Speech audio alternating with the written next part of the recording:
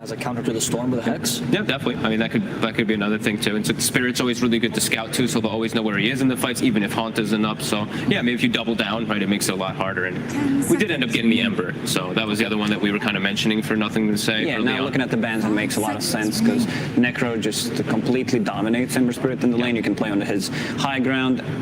And Ursa, one of the heroes that loves to play on low HP. One Reaper site could change quite a lot. There is a save from IO potentially, but yeah, now looking at the bans from PSG.LGD, they make quite a lot of sense. And Jenkins' fact of the day from this morning also, right? He said the Heartstopper aura goes through in Rage. There you go, Jenkins. I'll give you that one. Oh, useful. So, but yeah, there was those bans are definitely looking to make a lot of sense from PSG.LGD with the way they set it up. And maybe they were thinking about that Ember for quite a long time, but waiting for it till the end. How's the matchup between Storm and Ember though in the mid lane? Oh, Storm Spirit just completely dominates, I would say. I've seen it like go both ways depending, but it's very skilled matchup. Still, I'd give 60, maybe even 65 to 35 for Ember. I've heard in the game though, Ember does do better because his Searing Chains can stop Storm. Yeah, it's purely laning stage, 7-8 minutes. Storm Spirit just has an upper hand. Right. Well, could see rotations early though. That's what I see a lot of teams with IO do. They make the move early to mid lane, like pre-6, so that they look to perhaps set up a kill and also look on the runes. So maybe we could see PSG.LGD look to set up like something like that. T1, what is the Cuckoo hero? What do you lane against the Ursa? That's always a tough one. Do you prioritize the lane here or the game?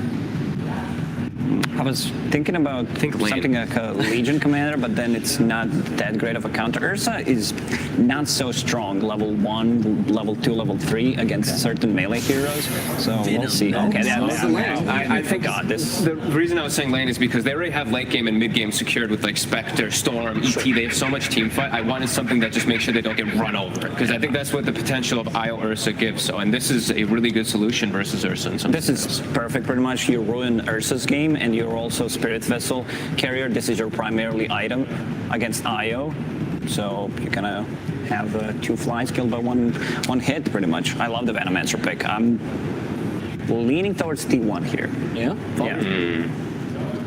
I'm just seeing a bit of limited disable without like heavy commitment for the Ember Spirit. So I feel like Ursa now is addressed because of this Venomancer, but I'm worried about the Ember Spirit going crazy because I only see like one way to actually catch him, and it's Static Storm right now. Stomp is very difficult. If Storm has a good timing and a good game, he could get an Orchid. So I'm going to be looking at Carl, looking at the mid lane, looking at how good these lanes actually will go for T1 to see how they're going to be able to handle this Ember Spirit, because I do think that Ursa is maybe just, now you're scared of Ursa. We saw Nisha the other day also too. Is, hey, we're also scared of this carry. Boom, Nisha goes crazy as Ember, and I think this hero can't do that. Well, on the whole, so I can't lean any way, but I really want to know what BSJ has to say for his last word.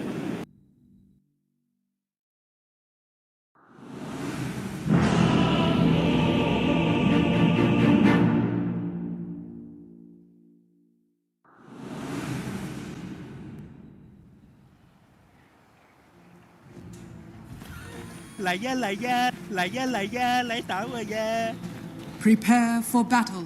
You blew it! Told you a storm was coming! Sikat, hajar.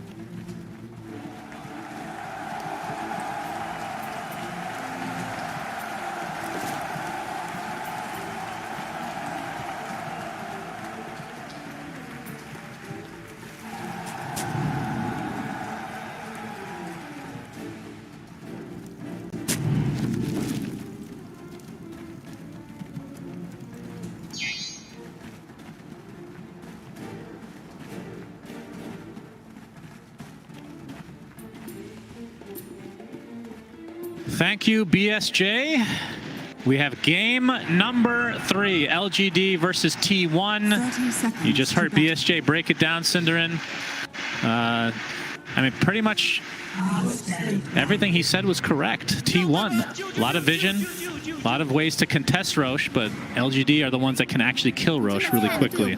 So I think that's going to be a very important factor in this game. But what are your thoughts on these lineups? We get to see, you called the Venomancer. I'm going to give you credit. You said it.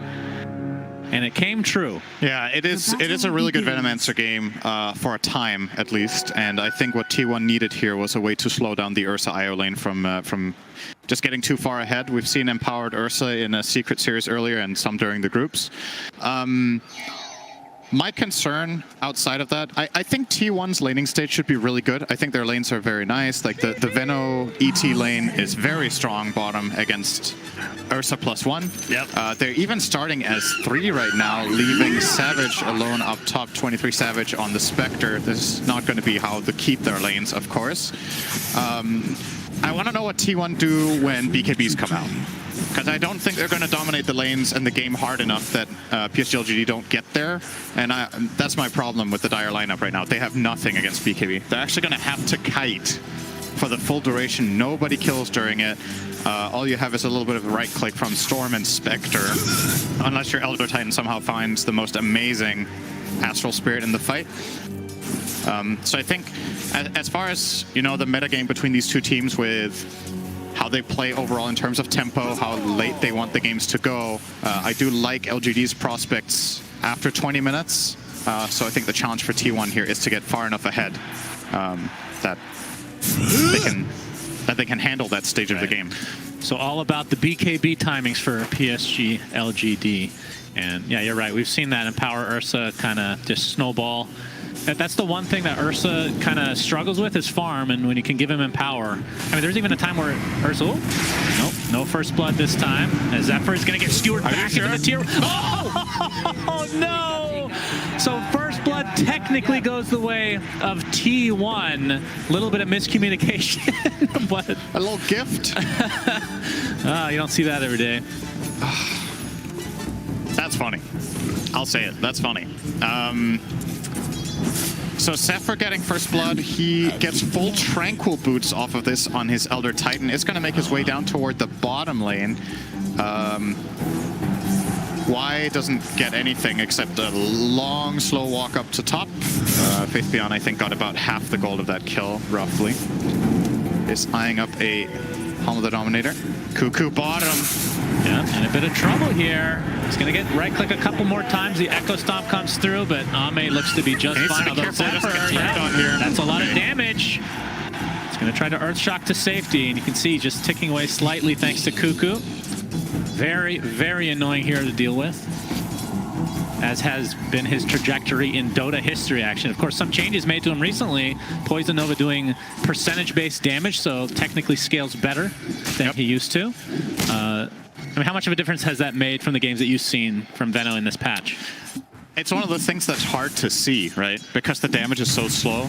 It's like, it's not really noticeable until you look at the post game and compare it to like similar games historically. I don't remember the exact numbers, but for the most part, especially when you reach the mid-late portions of the game, even against agility heroes, the new Poison Nova is better than the old one, but it's primarily tanky heroes that suffer a lot more. And there aren't that many specifically high health heroes in LGD. I think the Venomancer is more about the vision and the lane power that it would bring, the reason they picked at this game. Unfortunately for Cuckoo, he's not really pressuring the IO Ursa that much just yet, but level 3 is a big turning point for Veno usually. Get a lot more damage on that Poison Sting. A skill that has a very special scaling, actually. I find it very unique the way it scales in 3 aspects like this: duration, DPS, and slow with every skill point. So effectively, you know, most skills in Dota scale in a linear fashion. Yep. This is very different. It gets so much better on level 3 and 5 for the Venomancer. Obviously level 2 and 3 on the skill compared to level 1. So for comparison, level 1 is 36 damage, level 2 is over 100, and level 3 is 250. Why don't we go through every skill in the game? You can read the tooltips. Sure. Which are available. Going to the menu. First hero, Mist Coin. You guys can't see, but he actually opened up the Heroes tab. You can see everybody's really happy, either with the pause being unpaused now or Cinderin stop talking. Not sure. We'll have to find out another time on this segment of Cinderin +1. Or -1, depending on your perspective again. Why? Thunderstrike from Whitemon. Looks like Carl's going to secure the Water Rune for himself. Already queuing up the Orchid, which obviously no big surprise. Pretty much the standard. As you can see, Zephyr preventing Nothing to Say from getting a second Water Rune, so Carl gets a double whammy this time around. Yeah. And look at the CS, 26-7 to the 22-4. Talked. I mean, the draft panel kind of discussed that matchup overall. Do you think that? I mean, Ember seems to be doing pretty decent, all things considered. It's I would say it's a slightly Storm-favored lane overall. Not by a lot. What Ember's going to do is exactly what Nothing to Say is doing here. Oh, why? Actually gets spike. He actually runs right back into it. Hex to follow. TP is going to be canceled because that is a super easy kill for Big LGD. kill. Yeah, so what Ember does in this lane is we're going to see a glimpse. I think Faith Beyond will be okay here. I've never heard that before. Okay, you might be right. They're out of mana, and surely he You're can't right. die. It was very close. He only had 310 health left, Suns fan. That was very close. Is very tanky. The crowd goes wild. I mean, he's sick escape. He's part rhino. I'm pretty sure that's the lore. So very thick skin. Very thick boy. So what I was going to say was Ember against Storm in mid. What Ember will generally do is he will max out Sleight of Fist and try to harass the Storm back that way. The problem with going max Flame Guard is that you can still get it broken too easily by Storm's Overload and Static Remnant charges, and at that point you have stifled your ability to go and gank other lanes by maxing Flame Guard over Sleight, which is clearly the stronger offensive build in most situations. So I do like to see this build coming out from Nothing to Say, and yeah, that kill from Lion helps a lot. As far as T1 goes, they're still doing great on CS, both top and mid, but bottom. Echo Stomp's not going to connect. He gets a couple right clicks off on Cuckoo, which is always scary when you're a big bad bear. Top lane. Oh, why? Looks like he's going to try to deny himself, but 23 Savage with, the Arcana kill streak. Good to see. Very good. They're making progress on that. Probably has like 1,000 more games to go before unlocking it. Very good news for T1 here that 23 Savage is top net worth on Spectre. This hero is crazy when it is ahead. I want to say, just as a gut feeling, maybe one of the highest win rate carries of all time when it's top net worth at like minute 20. It's just crazy how well Spectre scales in a lot of games. Well, to be fair, it did used to farm really poorly. Yeah. So if it was top net worth at that point, then that's a little different story than nowadays. It's still a lot worse than most carries at farming, though, right? Like it's still slower. The Falcon Blade build-up and the jump in from Storm, but it looks like Cuckoo wants to play as well.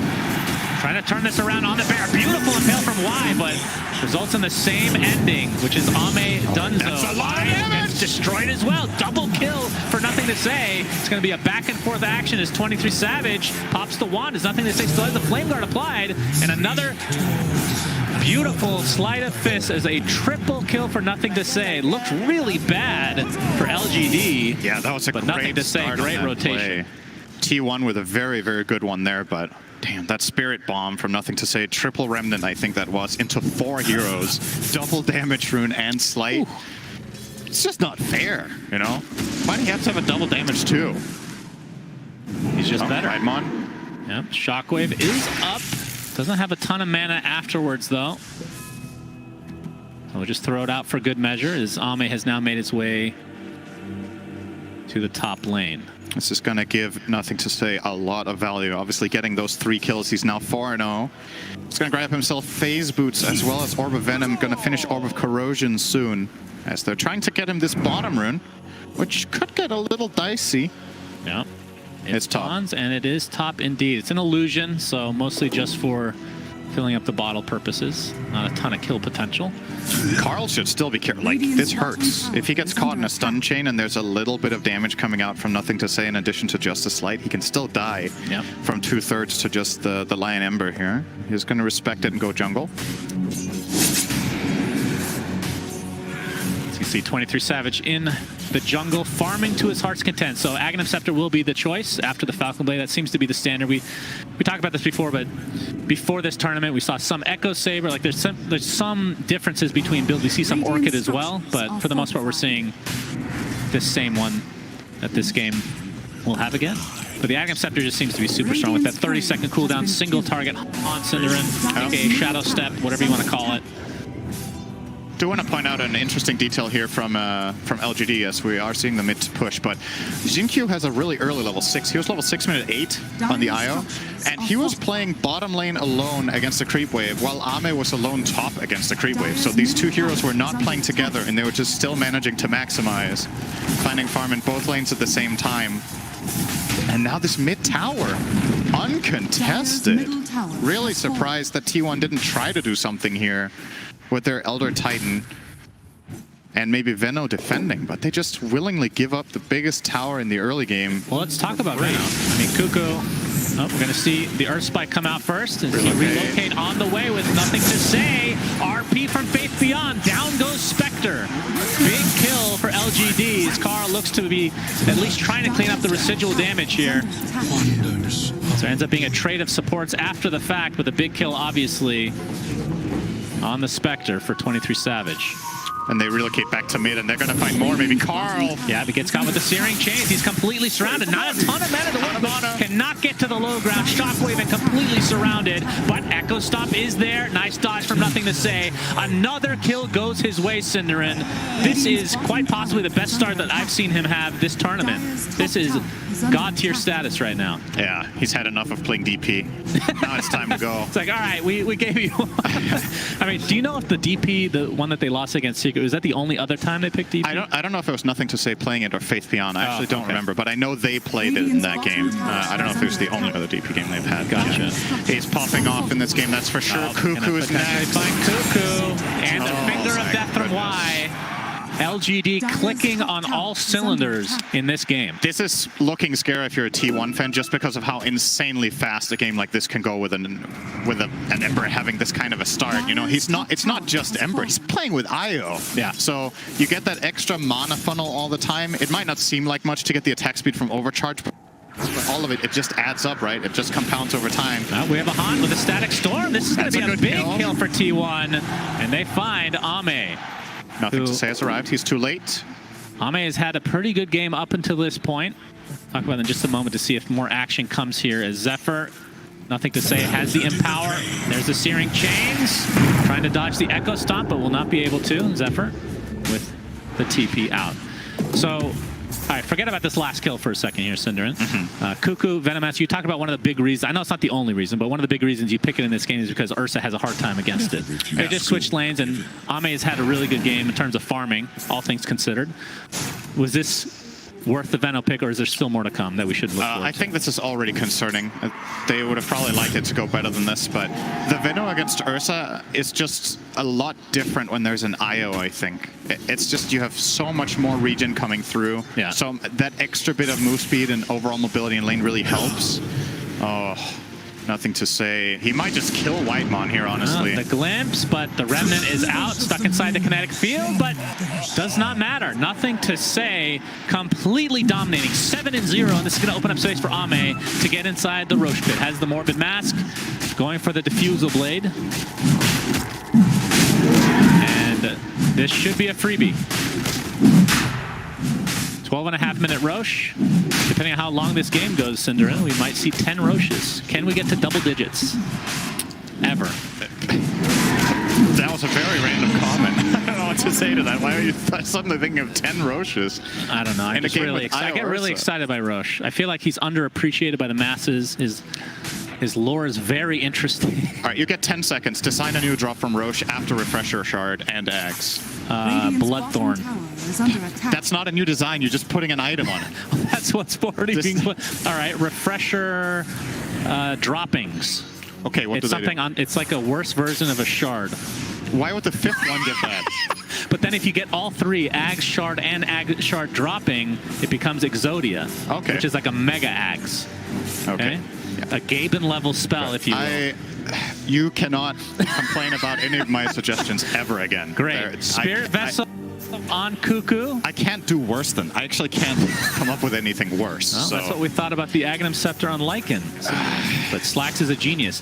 So Cuckoo has a Spirit Vessel Syndrome, but like you said, I mean, he doesn't have any charges. That's definitely an issue. Hasn't really been participating in a ton of fights right now. This bottom tower looks to fall. Oh, Carl might have been in some trouble. Do they have the damage? Absolutely. With the Finger of Death. Radiant structures are fortified.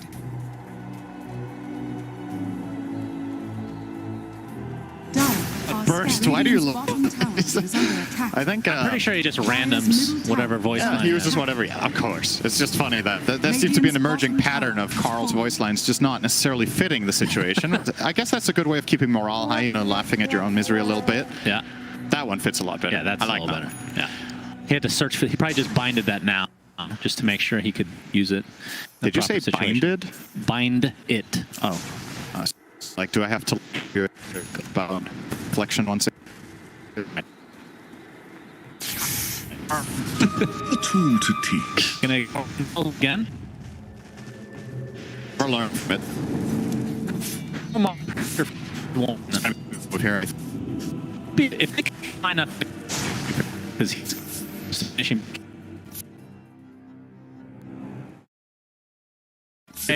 You never learn from.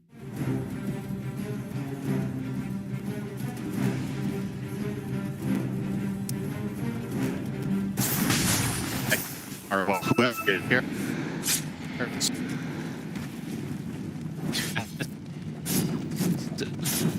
Time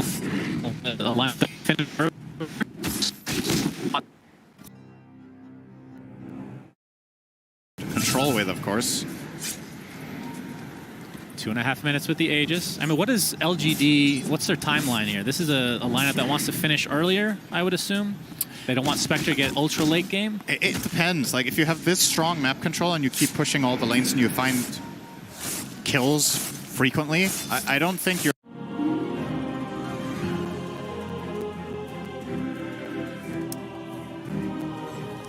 Veno often falls off, kind of, at some stages, and unfortunately for Cuckoo, he hasn't really ever had a massive impact in the game yet. Well, yeah, it just hasn't been any fights yet, which, to be been an actual team fight, it's been kind of scattered.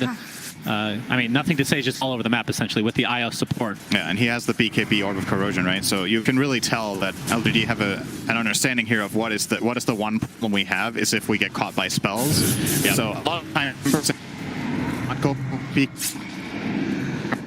but enough with our the Orb of Corrosion and the BKB is honestly.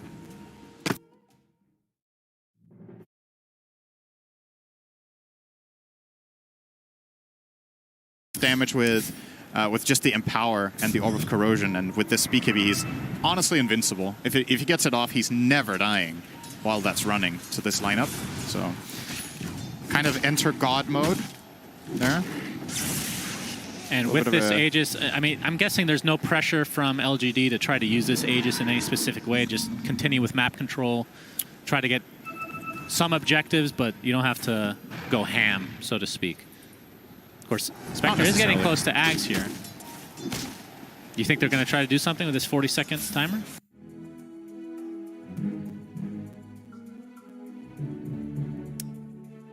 There's the Earth Spike and Omne doing the... Although Jin Q takes... All right.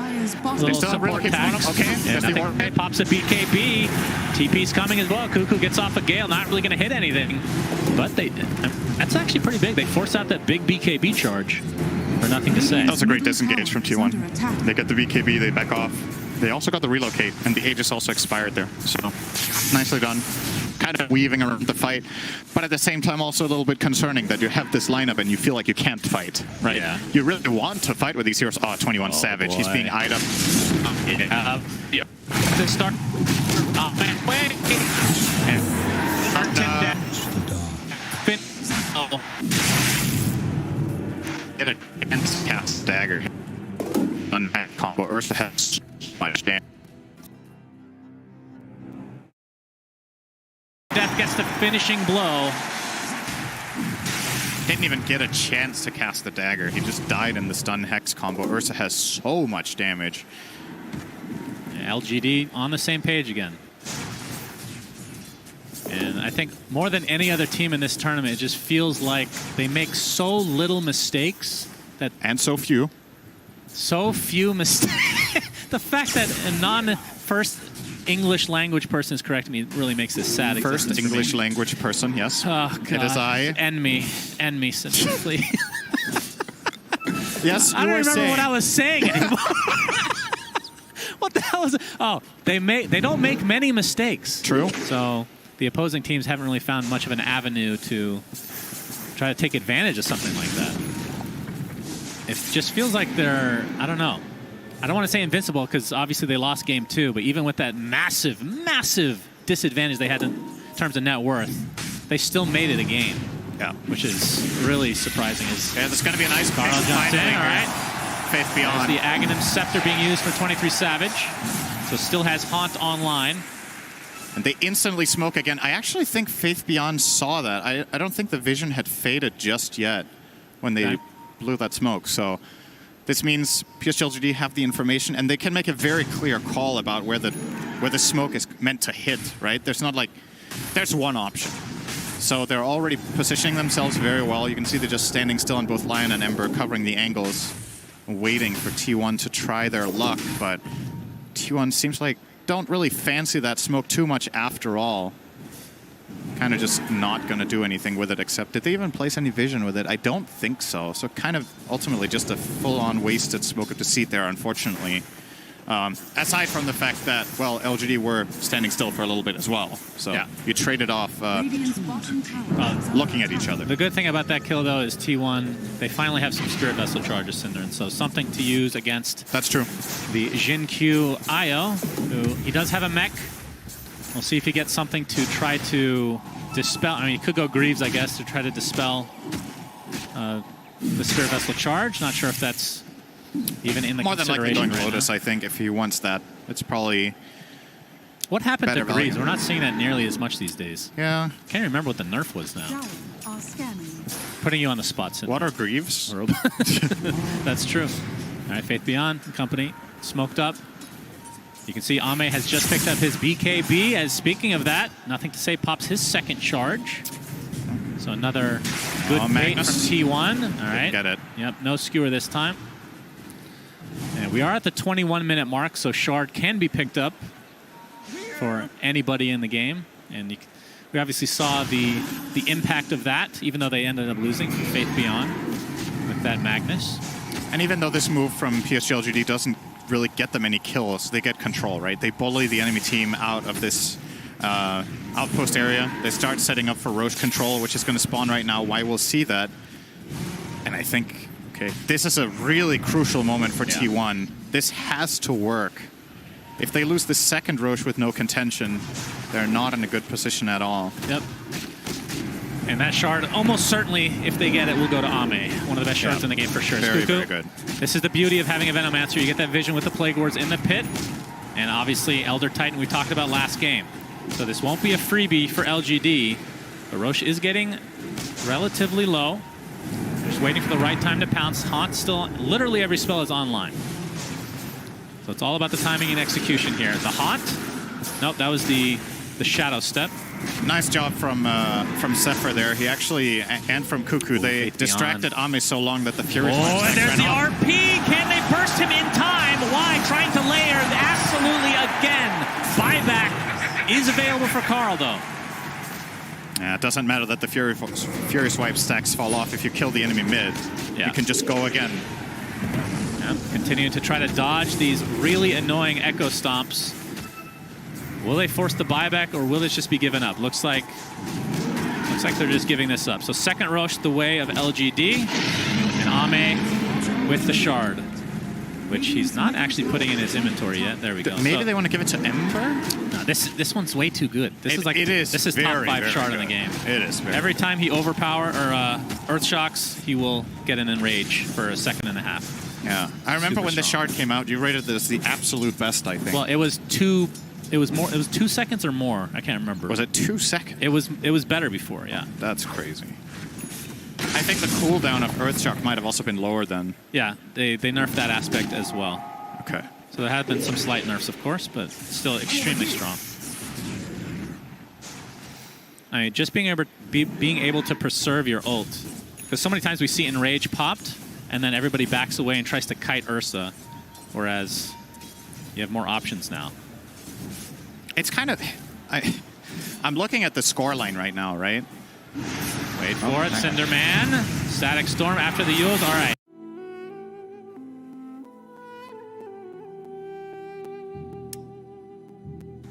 with 0 kills. I feel like that's such an uncharacteristic Ursa. Power time, I guess. And power and just the overall, you know, they got rushes, they got towers. I was like, I wonder what his KDA is. He's 0, 2, and 4. Ami's just been farming a crazy amount because of the map control they've gained, but kills more or less all of them going on nothing to say. Also, I picked up Fey Grenade. That's actually not too bad. Gives them the extra movement speed, and obviously any additional procs of your passive is going to be very nice to have, especially at range for a melee here that can get kited so easily. Yeah. Carl is setting up top, but this play doesn't really exist. He can't solo the Ursa. He's just going to leave. Yeah, and this lead is just continuing to balloon. So 8K now for LGD. So you can see their win probability at 73% currently. But T1, I mean, they have options. We talked about the high ground defense of Elder Titan. Spectre is obviously god tier late game. Same with Orange Tree. The only question mark, really, in my mind, because we just haven't seen a ton of this hero in this patch, is Faith Beyond. Shadow Step was... Dire's top tower is under attack. What Spectre can't do, they're doing all. If we left this game, some Radiant's middle able tower to is find under the attack. heroes together.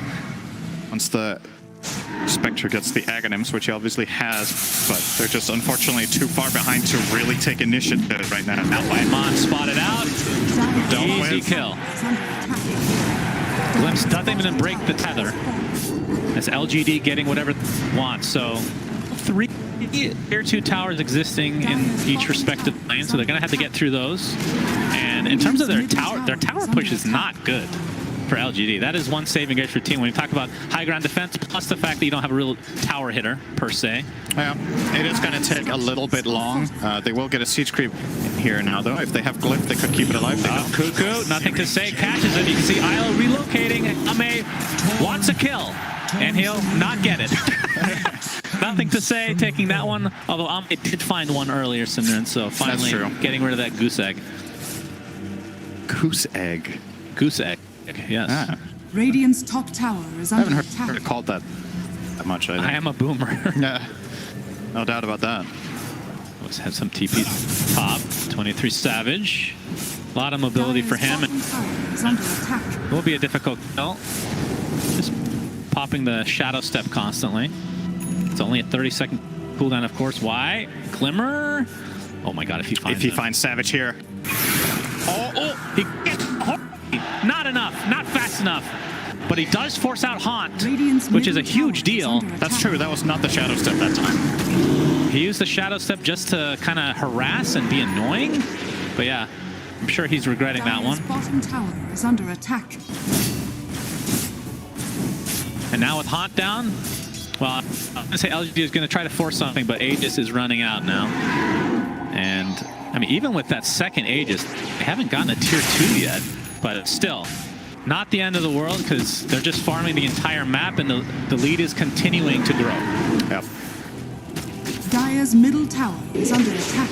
Need to clean up these pesky plague wards that Cuckoo's going to keep placing. Like his itemization, by the way. I think the Halberd Force Staff is very good this game. Yep. You want that against Ursa. You need a repositioning tool, and you need the disarm. Oh, we're going to see the jumping. Carl pops the BKB just to ensure a kill, but it's only wide for now. Trying to force out the BKB from nothing to say, but he's not going to get baited this time. 2 times is enough for him. Now that the Aegis is gone, we'll see if T1 want to try to force something, especially with the advantage in the 5v4 right now. Comforting. But like you said, Cuckoo, I mean, Dire's top tower is under pretty attack. decent. I mean, Venos do get relatively farmed. Has the Force Staff in addition to everything else. Glimpse. Thank you. Glimpse. Just felt like saying it. I heard the sound. Yep. What did he actually glimpse? He glimpsed Magnus. Oh, all right.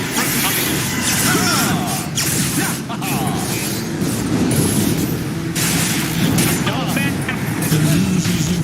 And a quick session. It looks like Elder is next on the list. LGD showing their prowess right now, and nothing to say, just continuing to destroy everybody in his wake. Cuckoo will be the 3rd death in this engagement. LGD winning this game in spades. They're not remotely close right now. T1 just ultimately, they run out of patience. They just really want to try something, so they go on the Ember, but that's not enough in the tank. And again, 23 Savage. Faith Beyond's going to run into him. There's the Yule setup. Has the...